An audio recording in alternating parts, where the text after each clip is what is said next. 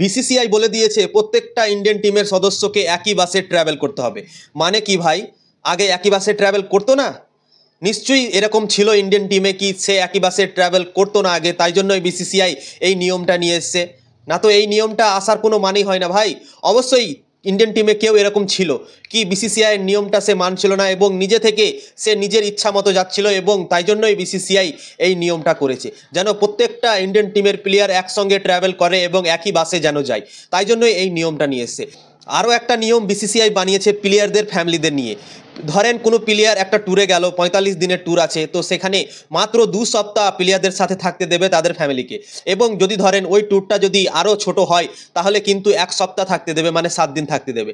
এই নিয়মটা বিসিসিআই বানিয়েছে, কেননা এর আগে সবসময় থাকতে পেত প্লেয়াররা, এক হোটেলে থাকতো না, অন্যান্য হোটেল তারা এক্সট্রাভাবে নিয়ে তারা থাকতো। ওই জন্যই বিসিসিআই এই নিয়মগুলো করেছে বিজিটি হারার পরে। বিজিটিতে ভারতীয় দল খুবই খারাপভাবে অস্ট্রেলিয়ার কাছে ৩-১ হেরে গেছে, এবং তারপর একের পর এক কোশ্চেন উঠতে থাকছে ভারতের দলের ওপরে। কিন্তু এখানে বিসিসিআই অন্যান্য নতুন নতুন নিয়ম নিয়ে আসছে, এবং রোহিত শর্মা নাকি রঞ্জি ট্রফি খেলতে চলেছে। কালকে সে প্র্যাকটিসও করেছে আজিঙ্ক্য রাহানের সঙ্গে ওয়ানখেড়ে স্টেডিয়ামে মুম্বাইয়ে। কিন্তু দেখা যাক রোহিত শর্মা কি খেলবে মুম্বাইয়ের তরফ থেকে। ২৩ তারিখ থেকে রঞ্জি ট্রফি ম্যাচ আছে, সেই ম্যাচে রোহিত শর্মা খেলছে কি খেলছে না সেটাই হচ্ছে দেখার বিষয়। কালকে কিন্তু সে প্র্যাকটিস করেছে, এবং প্র্যাকটিস করেছে মানে আমার আশা কি সে খেলবে, কেননা যে ফর্মে সে ছিল, বিজিটি যেভাবে হেরে এসছে ভারতের দল, তাকে অবশ্যই খেলা উচিত। এবং বিসিসিআইও বলেছে কি যেগুলো প্লেয়ার আউট অফ ফর্ম আছে তাদেরকে অবশ্যই খেলতে হবে, এবং প্রত্যেকটা ইন্ডিয়ান টিমের সদস্যকে রঞ্জি ট্রফি খেলতে হবে। এই আদেশটা কিন্তু বিসিসিআই অবশ্যই দিয়ে দিয়েছে সবাইকে, এবং এটার জন্যই বিসিসিআই সব কিছু নিয়ম বানিয়েছে অস্ট্রেলিয়ার কাছে এরকমভাবে হারার। প্রথমে হারলো নিউজিল্যান্ডের কাছে ৩-০-তে, তারপর অস্ট্রেলিয়ার কাছে ৩-১-এ হারলো। এটা নিয়ে বিসিসিআই অনেক শক্ত হয়ে গেছে, এবং অনেক বড় বড় ডিসিশন বিসিসিআই নিচ্ছে এখন ইন্ডিয়ান টিমের ওপরে এবং ইন্ডিয়ান প্লেয়ারদের ওপরে। শোনা যাচ্ছে কি ইন্ডিয়ান প্লেয়াররা যেভাবে পারফরমেন্স করবে সেভাবে তাদের স্যালারি দেওয়া হবে। এটা নিয়েও ভাই কথাবার্তা চলছে তাদের, এবং এভাবেও তাদেরকে দিতে পারে। তো অনেক খবর আসছে ইন্ডিয়ান টিমকে নিয়ে বিজেটি হারার পরে, কেননা ওয়ার্ল্ড টেস্ট চ্যাম্পিয়নশিপের ফাইনালে ভারতীয় দল যেতে পারলো না। অনেক বড় সুযোগ ছিল ভারতের কাছে।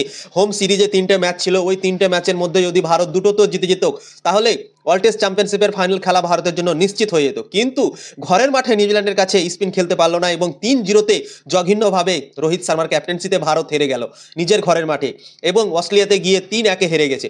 এটার জন্যই বিসিসিআই প্লেয়ারদের ওপর অনেক ডিসিশন নিচ্ছে এবং অনেক কিছু রুলস চেঞ্জ করছে, যেন ভারতীয় দল একজুট হয়ে থাকতে পারে এবং সব কিছু যেন ঠিকঠাক চলে ইন্ডিয়ান টিমে। কেননা ইন্ডিয়ান টিমে এই লঙ্ঘনগুলো অবশ্যই হয়েছে কি এক বাসে প্লেয়াররা হয়তো যাচ্ছিল না, ওই জন্যই বিসিসিআই বলেছে কি এক বাসে যেতে হবে।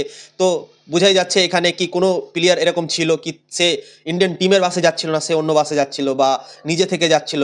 তো ওই জন্যই এই রুলসগুলো ভেঙেছিল, ওই জন্যই বিসিসিআই নতুনভাবে এই রুলগুলো করলো, এবং এই রুলগুলো মেনে তাদেরকে চলতে হবে। তো বিসিসিআই এই রুলগুলো বানাচ্ছে। এখন অনেক খবর আসছে ইন্ডিয়ান টিম থেকে, কেননা বিজিটি হারার পরে ইন্ডিয়ান টিম মনে হচ্ছে ভাই কি হয়ে গেল এটা, এরকম মনে হচ্ছে এখন যেভাবে খবরগুলো বেরিয়ে আসছে।